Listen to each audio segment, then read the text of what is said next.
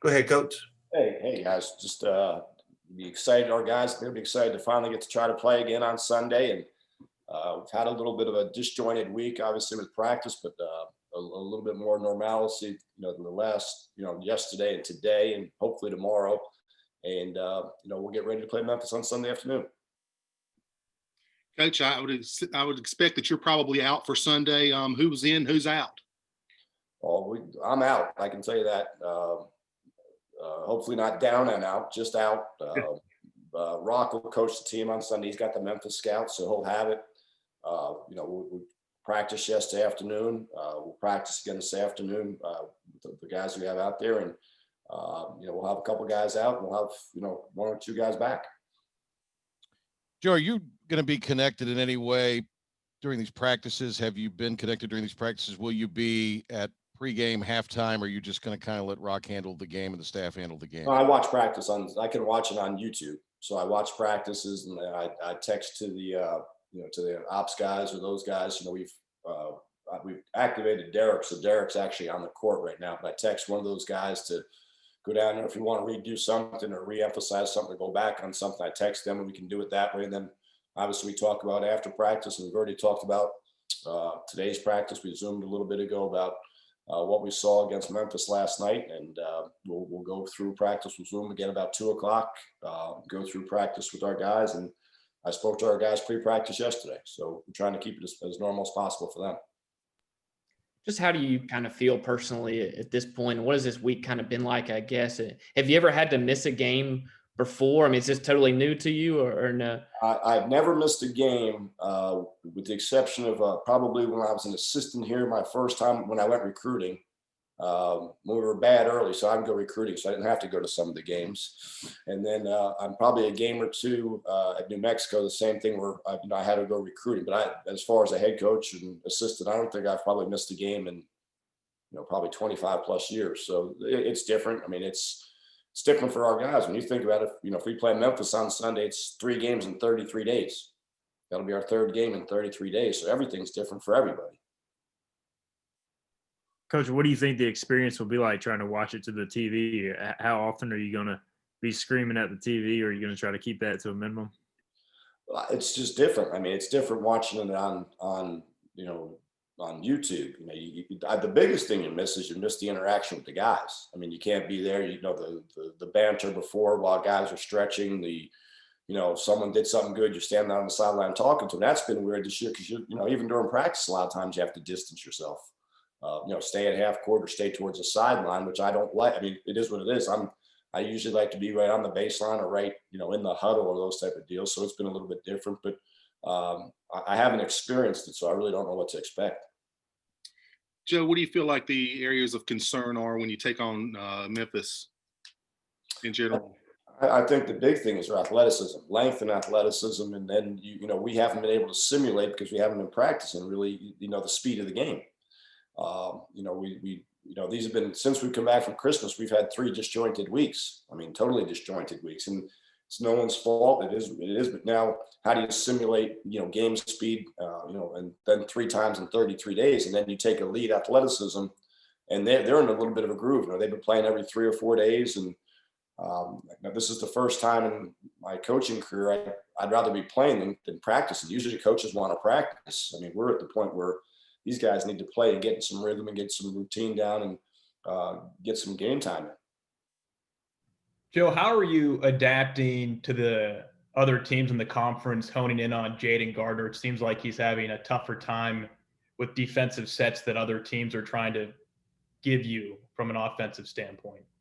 I don't think anybody's played him any different than they did a year ago. I mean, he's had some at the rim that he missed, and he's had some shots that he'll make.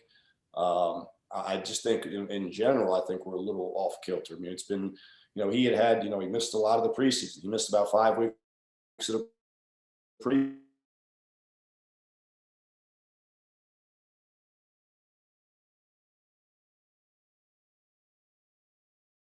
Tuesday, Wednesday, Thursday, and we didn't practice on Fridays. So, for him to get in a rhythm, he needs some minutes and some reps and also some rhythm with his teammates, and they need to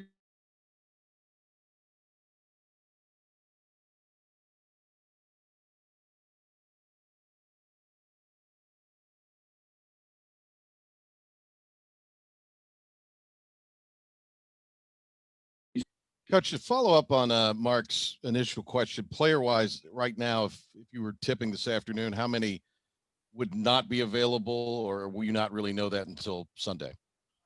We've got a pretty good idea. And we've got some guys that'll definitely be out. We got some guys in contact tracing that'll be out. The weird part is usually when you factor in game preparation. Now you factor in so-and-so has a sprained ankle or, a bad hand. So you take him out, and then you start throwing in a couple of guys with, that are out with COVID, and then the contact tracing. The big thing is just getting guys out. We'll have a couple guys out. How important is it going to be to get the ball in the hole and to not have two, three guys that don't happen to show up, even if they're there, to maybe go ahead and get their share and do your part in terms of scoring points to try to stay in this ball game?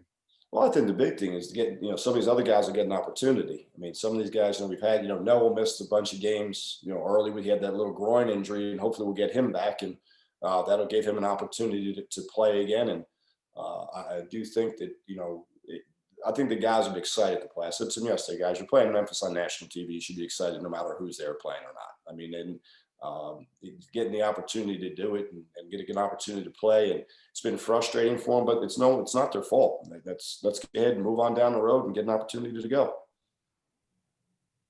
Joe, did the players and the team get retested today, and then those results come back later today? Is that the last test before Sunday?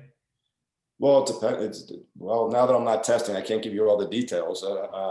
We do two different types of ones. The antigen tests, the antigen tests are usually taken, and you get the antigen test back probably within a couple of hours. And we also take the PCRs. PCRs average probably between, if you take it at 7 o'clock this morning, sometimes we get them back as early as 10 o'clock at night. Sometimes we get them back the next morning. So sometimes we take both of them in conjunction. Sometimes it's just the PCR. Sometimes it's the PCR and the antigen.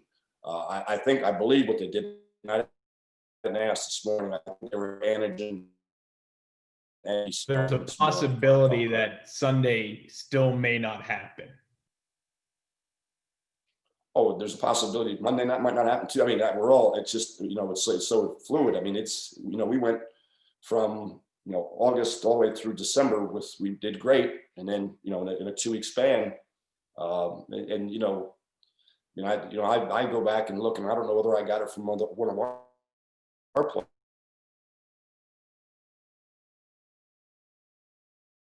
It's a lot of this as we've seen, but the antigen tests are rapid return. So if we get those back, that usually allows us to practice that afternoon. So that way we know that there wasn't. And the PCRs are what Dr. Arman describes as the gold standard of testing. So those usually take a little bit longer to get back. And the way he explained, they're molecular tests. So those take a little bit longer to get flipped. When you look back on this thing, it's going to be kind of a historic year, the way things have all gone down, and very memorable in many ways. It's been kind of strange and kind of weird, but kind of different, but memorable in many ways too. Talk about the historic value of what all's occurred and how this may all shake out. Well, John Rothstein, I guess today I read this, and this is something when you really think about the dynamics of this. I think he said that 94% of the teams that are trying to play are still playing during a once in a 100-year pandemic. So I think it's a little bit of a tribute to the medical people and to the kids. I mean, guys, this has been miserable for them, as you can imagine. Just the uncertainty, like it has been for society. So I'll tell you the truth, I'm going to try to forget about as much as possible when this thing is over. I'm not. This isn't going to be a good history lesson for me. This is going right in the trash can. Joe, what's the update on your status? I know you talked about it a little bit Monday, but still the same symptoms? Have they kind of subsided? Oh, I've been fine. I mean, I've had a little bit of a runny nose, but I can't tell whether that was from walking the dogs or being outside. I mean, I come in early in my office and do some work in here at my house, and then usually do something with watch tape and do those deals, and lunchtime take a little walk with my dogs and then get back to it. But I've had a little bit of a runny nose, to date. So far so good, thankfully. And did you maybe this week to get any clarification from the league is there a set number of guys that need to be available to play? Is it 7 or 9 or 7 scholarship players and 1 coach? Okay. Joe, how much of a concern returning to action at game speed, but Memphis probably the most athletic and long team, trying to simulate that after such a long break? That's the hardest thing. And then the other thing, guys, we talk about this all the time with our staff and everything else. Where you say, okay, well, let's make these games up. If you watch the NBA right now, they're already complaining about their guys because here's what happens: is you're used to playing 12 minutes a game, and then back-to-back nights you have to play 35, so you get hurt. And I think this return to action and the speed is different. And then we'll go from playing 3 games in 33 days to playing Sunday, Wednesday, Saturday. So that's a different dynamic. Now, usually, you have a usual practice pattern. One of those days will be a walkthrough. Now you're wondering, can these guys recover quick enough? Do you have to give them off a day? Give them off one day, give them off Thursday, which usually would be light practices and preparation. And the flip side of it is saying, well, we really haven't been practicing. We need to have practice time. And then you worry about getting guys hurt, which is always a concern, but probably even more so this year.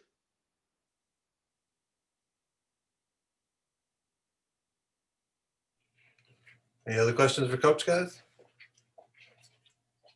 All right. Thank you, guys. See you guys.